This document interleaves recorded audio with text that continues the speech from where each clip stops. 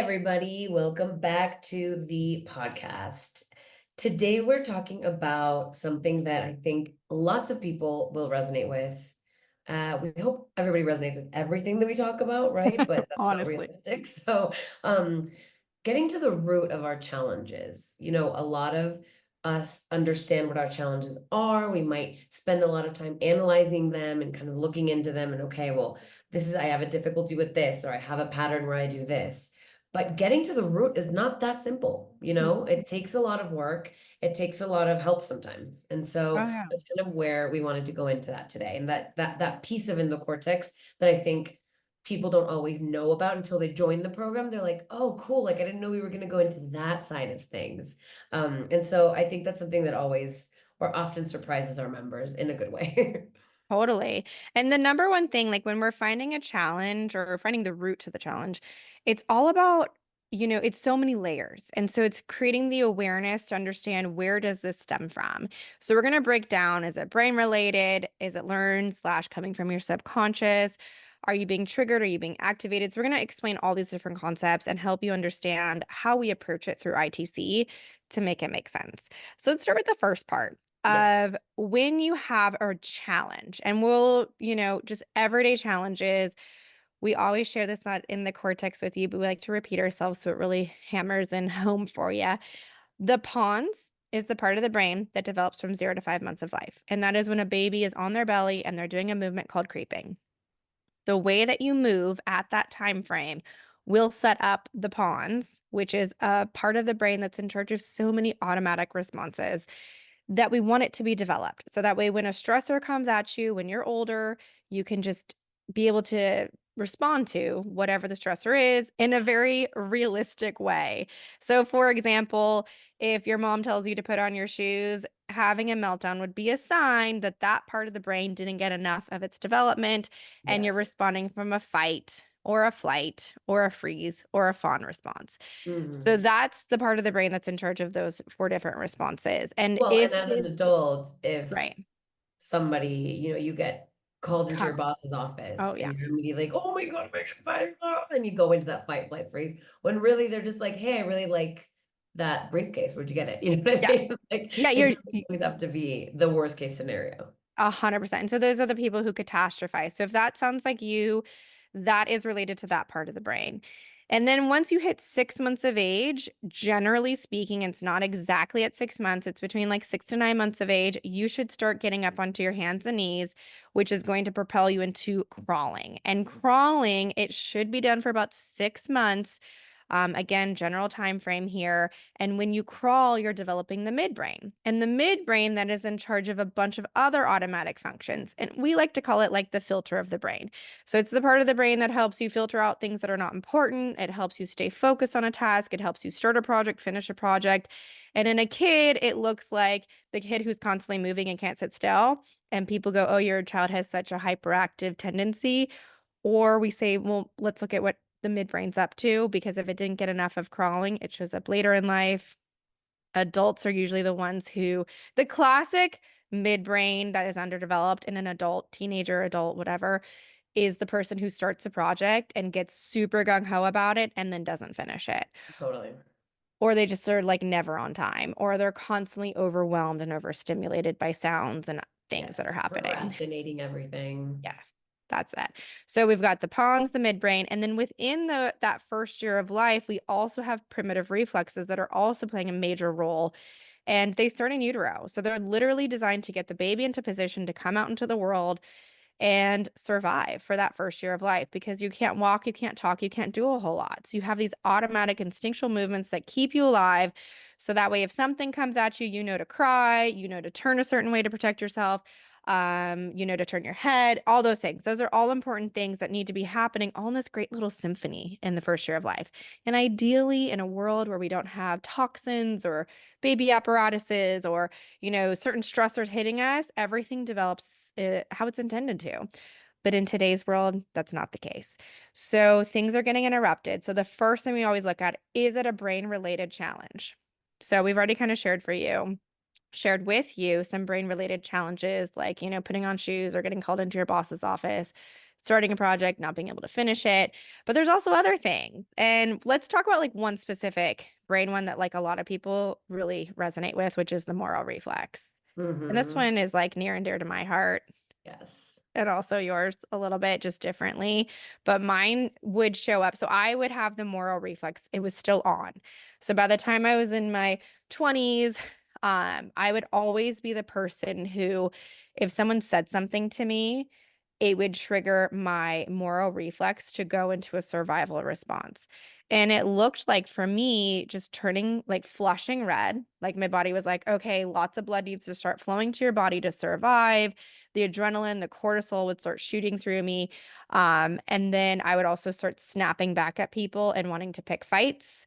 I would take everything so personal. I would be like, did you just call me that? Like, they're like, no, I asked if you wanted a salad for lunch. Like simple things like that. Or if someone cut me off while I was driving, it was like, oh, it's go time. I'm gonna fight back and I'm gonna race them to the next red light. When I played hockey in college, I was just a maniac. I was like literally inflicting pain on people because I thought that's what you needed to do.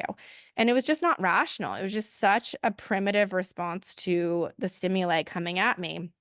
So, other things, so that was mine, the moral reflex was really on. And so that's where we can immediately go, okay, Dani, you need to go do exploding rocks. And then that would integrate that reflex to lie dormant. So that way it wouldn't be turning on every second to think I needed to survive. And that would be my first, like, look at that. And is that going to get to the root of why you're experiencing X, Y, and Z? So can you give an example of something you would experience often? Road rage was like my number one thing. Mm-hmm. Um, and I honestly just thought that was normal. And I Yeah. guess like you don't really know what other people experience because you can only experience yourself. And so you Mm-hmm. kind of thought everybody had it until you're like, gosh, can you believe how these people are driving? And people start like looking at you being like, What's the big deal? Like, What's going what's your on? problem?" And Yeah. today I see other people start doing it, and I just like sit quietly in the car and I'm like, say a little prayer, like, keep us alive, like, like, Yeah. and it's like it's not a big deal. And a lot of people will start commenting on other people's driving and stuff like that. And so you can see it in other people. But that was my main thing, like the moral reflex. And it was exhausting because it was constantly turning on, and the cortisol that went through my body was aging me, literally Mm. aging me because it's the stress hormone. And I would get home at night, my head would hit the pillow and I would just pass out immediately because of the amount of adrenal fatigue I went through. And that's a really important thing. So a lot of people who are carrying around stress, and every time they say, "Oh, I'm so stressed," I'm like, "What's your moral reflex up to?" Because that is the thing that's pumping a lot of cortisol into your body unnecessarily. Yeah, absolutely. You're going into fight or flight when you shouldn't be. And I Exactly. think that that's like one huge piece that we see with people is, okay, that's the number one thing, the brain. Yeah. Where is your brain, right? So if you have this, for example, you're experiencing road rage and some explosive reactions, let's look at the pons, let's look at the moro, and let's look at the fear paralysis. Sometimes it depends on which person we're talking about. If you're more of like going into like this rage mode, not that much. But that's where we look at, okay, where's your creep? How developed are you? What's your Right. percentage?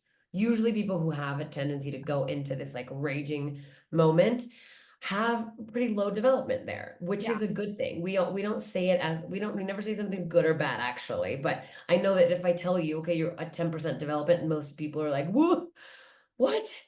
And all that that means is that there's a lot of room to grow and that your brain has Yeah. been working so much harder than it needs to. And that's why you're experiencing this. That's why you're going into the fight or flight.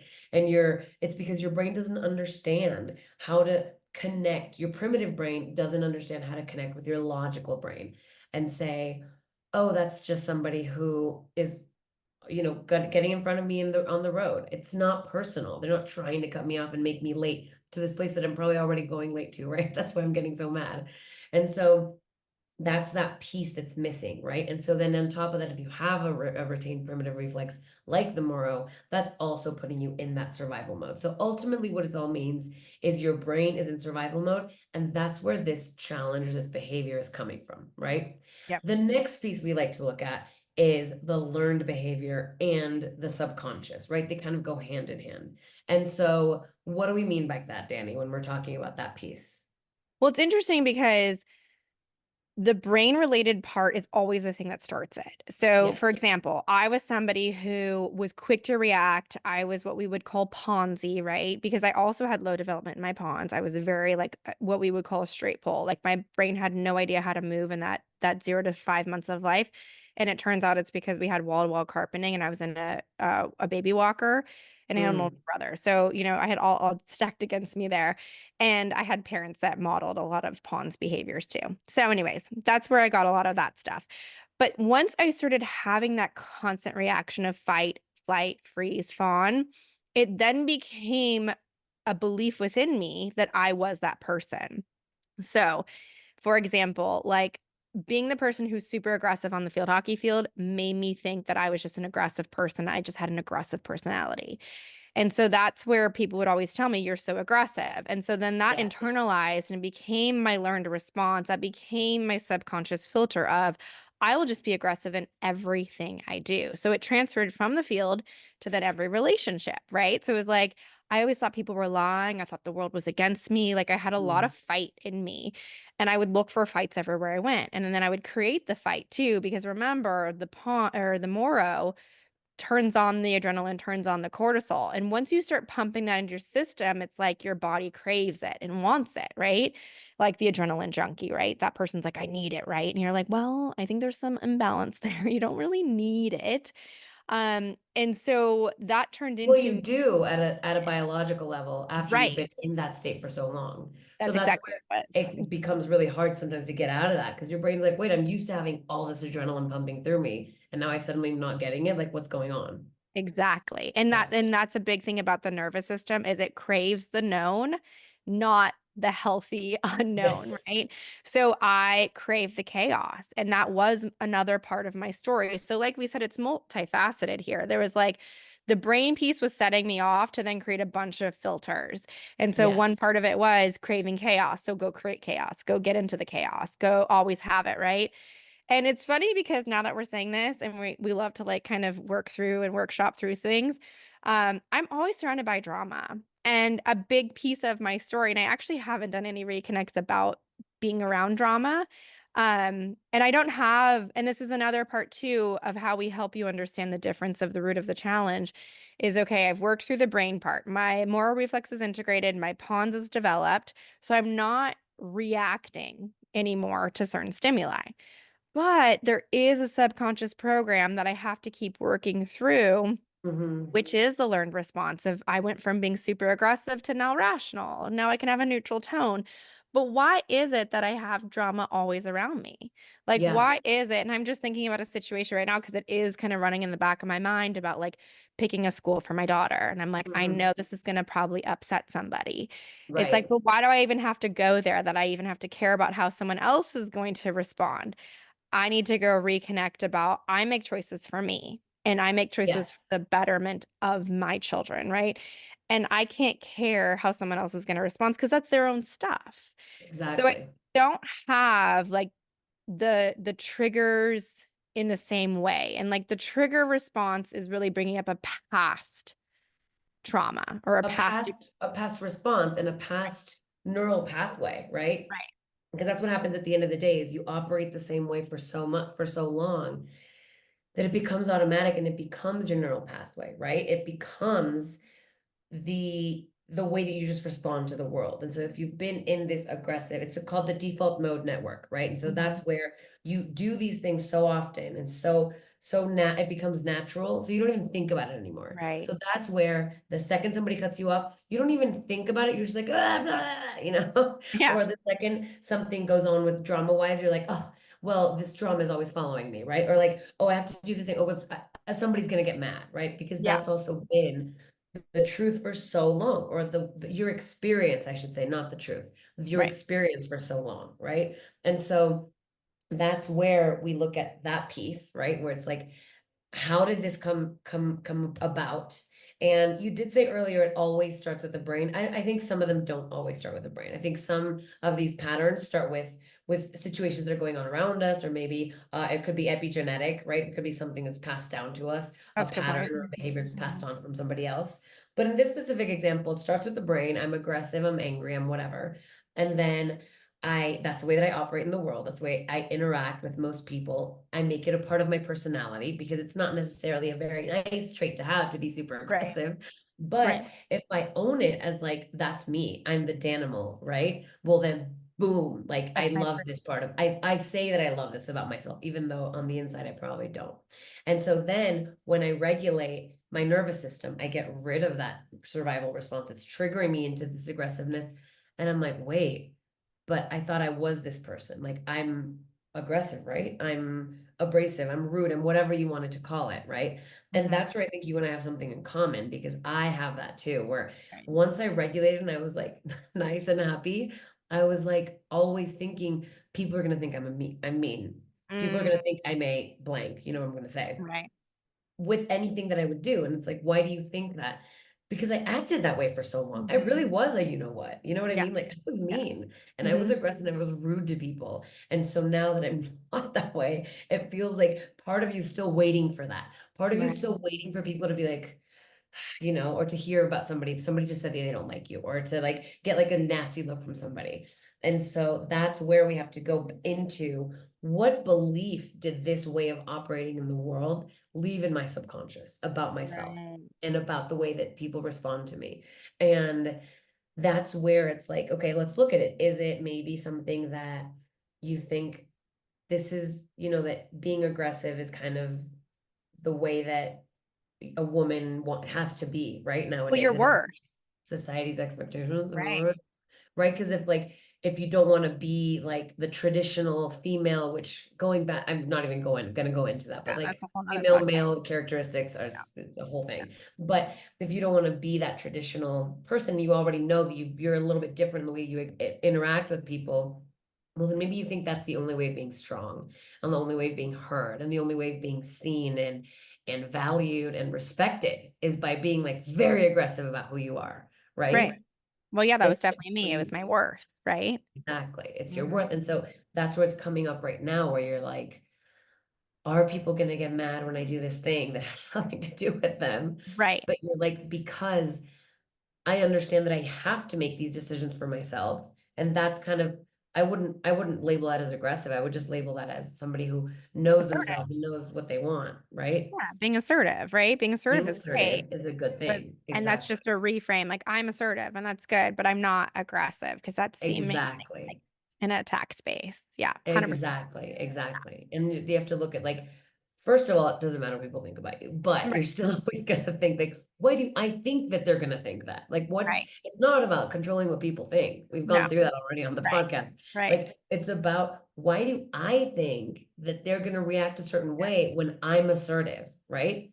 I can tell you exactly what just came through my mind. And number one, I want to clarify the reason I say the first thing is the brain is because we always have to start with the brain. We always have to look at what are your reflexes, what's your lower brain development looking like, so we can rule that out and then can figure out, is this now a program that you have to work on? Mhm. And as we're talking about this, and knowing that we've worked so hard on our triggers and our activations. So the trigger is like pulling up something from the past. The activation is you're feeling a physiological response from something happening to you in this moment.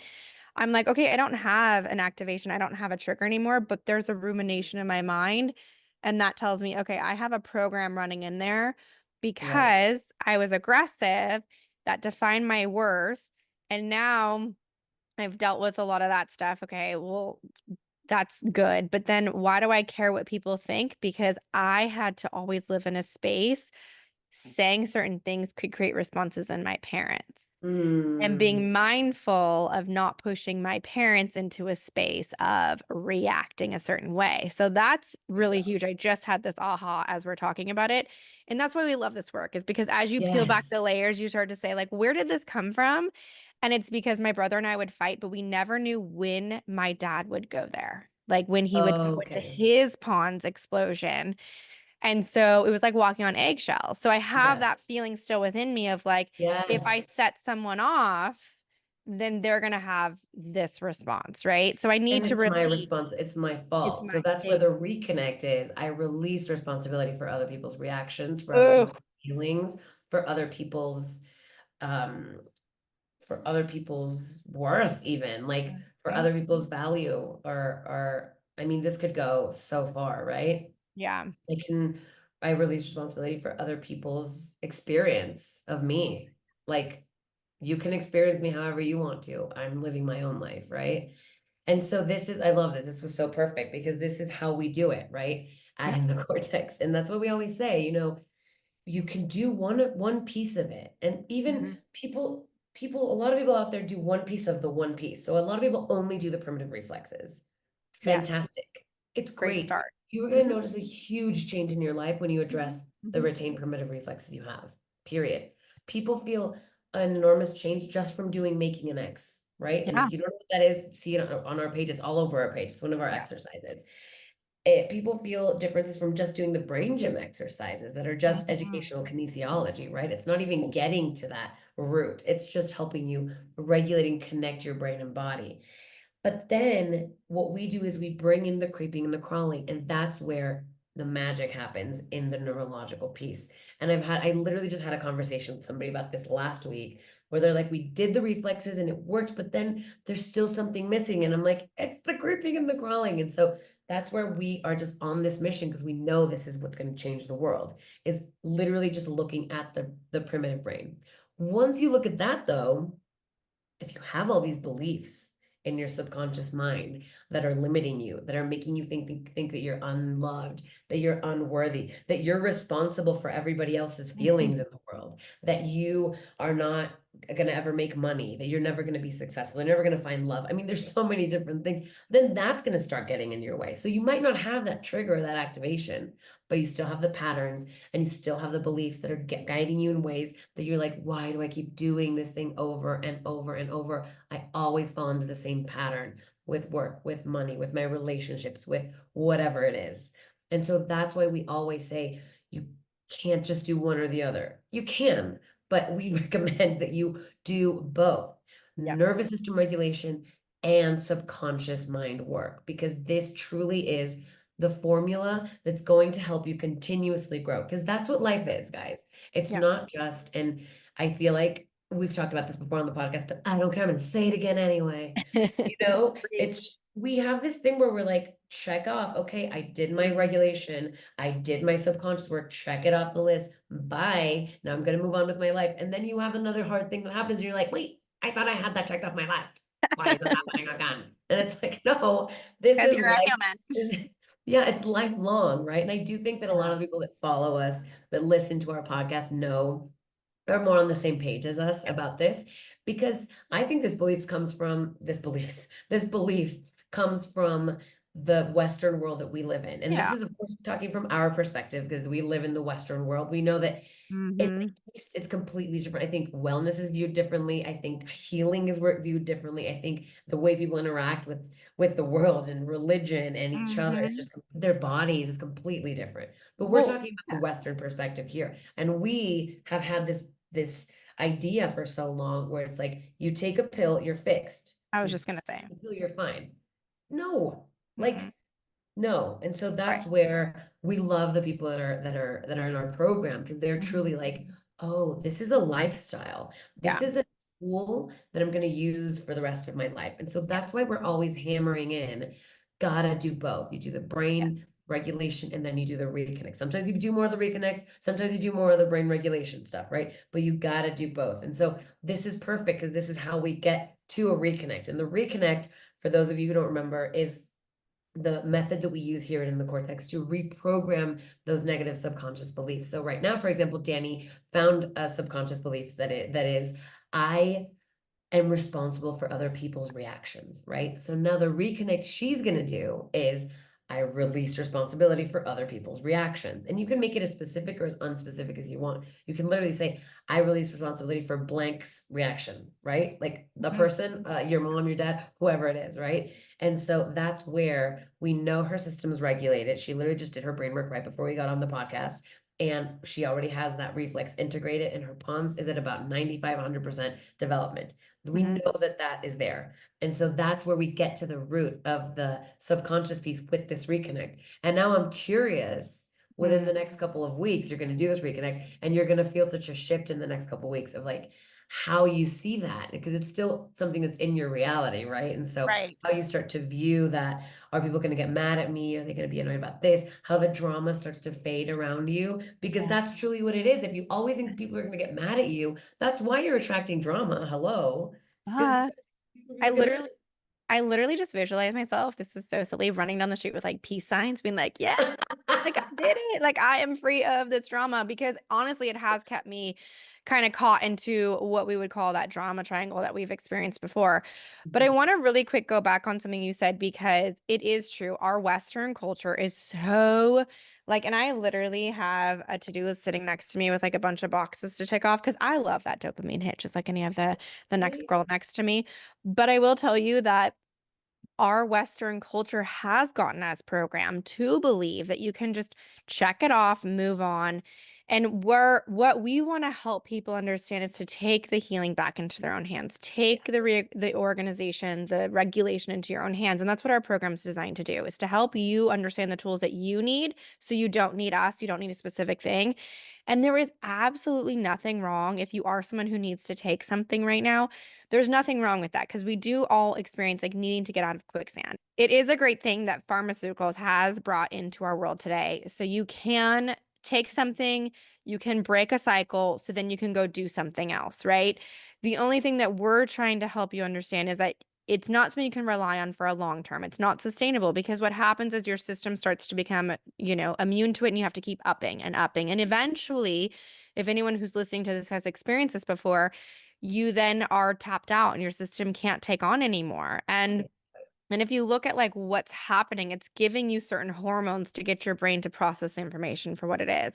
Mhm. But we want you to look at like you were designed a specific way. And we're not saying that your diagnosis of whatever you're experiencing isn't real. It's very real. We understand you. So if you're listening, you're like, I have an ADHD diagnosis. We're not saying that you're lying about it. We're saying, have you looked at the root? Have you looked at how is your brain wired? There's something you can do about it. Um, and then, shifting your programs around it too, right? And do you want to feel better? And do Do you you want want it to create a naturally? sustainable change, right? Because once again, the pills are going to get you out of quicksand. But the point here is to say, okay, I'm out of this moment where I was really, really feeling Mhm. terrible. Now, how do I create lasting, sustainable change? And that's what we're all about. 100%. And you have to keep going at it over and over. And so, like, I've been doing this work 15 years, Palom's been doing it for 14 years, and it's like it ebbs and it flows. And I have finally come to the conclusion in the last 2 years that I need to do nervous system regulation every day because I have two small kids, I have two step teenagers. Those four beings shine lots of lights on all of my wounding. And then I have, the demands of everyday life that are coming at me. And I prefer to be in a space that's regulated and ahead of it. Whenever I go too long without taking care of myself, I start to feel certain things come back. And I'm like, it's just because my system didn't have the best start. And it doesn't mean that my parents did a terrible job. It just means that I was always really prone to going into a very fight, flight, freeze reaction space. Mhm. So I just prefer to live my life like this. It's like people who like to go for walks every single morning and they're like, I love a walk because it gets my brain What's the stimulated. It works for me. But a walk is great. It helps bring in so much cross lateral. It helps bring in proprioceptive, your vestibular system. It helps turn on the brain. But the difference is then how are you breaking cycles? How are you then coming out of certain things? Because now I can sit down and I don't get triggered by certain things. I don't get activated by things anymore. I can now look at it from like a zoomed out lens and go, wait, why is it that I'm still ruminating on caring what that person thinks? Why am I even talking about that? And it's like, exactly? oh, it's because I've always craved so much drama in my life. So now that I don't have the activation and the visceral reaction, I can now look at it and go, okay, but what do I want to shift about it? Oh my gosh, I'm not responsible for other people's reactions. What a liberating thing to experience, right? And then you literally run down the street with peace signs because you're just like, nothing can faze me, right? And I'm so excited to go do that reconnect today. Me too. That's gonna be good. And that's what we love about our group. Our members are number one, Yes. amazing. And number two, we have this amazing WhatsApp group that people are chiming in every single day talking about what reconnects they're doing, what brain work we're doing. And it's just such a beautiful place to be accountable and to have support of all people from all over the world that are chatting about what they're doing to make their life better. And then they reach out for, hey, I need some support here. And our members are answering questions even better than we are now sometimes. Like, because they are just like so immersed in this and we're like, yeah, you got that. So the more you practice it, the more it becomes second nature, the easier it gets. And that's what our program does is it guides you through this whole entire process. 100%. And we're so excited because we're about to launch a subconscious shift challenge. It's going to be a week long and we have it all mapped out. Yeah. And we're so excited to bring that to everybody for free. So if you're listening to this podcast, you're like, I've been waiting for my sign to join something. This is it. It's coming in the early days of August. We haven't Mhm. completely fine-tuned what date we're launching it, but stay tuned on our Instagram because we'll be sharing it and get onto our email list so that way you also get the information that way too. Lemma, Yes. you're so good at taking us out on this. Okay. Well, listen to our podcast like you are right now. Keep doing that. You're doing great. Love it. And please subscribe and rate it because we love when we get recommended through Spotify, like, or Apple Podcasts, like Yeah. podcasts you might be interested in. That's really a cool way of doing it because it's people that would have never maybe heard of it otherwise, but also share it with your friends and family, of course. We really just want the world to know that life can get so much easier. And please follow us on Instagram. It's in the cortex underscore US. Our TikTok is in underscore the underscore cortex. If you're a Spanish speaker, we have in the cortex underscore ESP. Our website is inthecortex.com, and you can always, always email us. It's literally Dani and I behind the scenes answering every single email. Hello at inthecortex.com. So email us there. And remember about the Reconnect Challenge. Please, it's going to be called the Subconscious Shift Challenge. But you've heard us talk about Reconnects a lot. So that's basically what it's going to be about, is learning, what does that even mean? How does it work? How do I apply it into my day-to-day life? And remember, promo code Brainiac will get you $10 off your first payment of our program. So we hope to see you soon and meet you on our next Cortex chat. And thanks for being here. Yeah. Have a good day.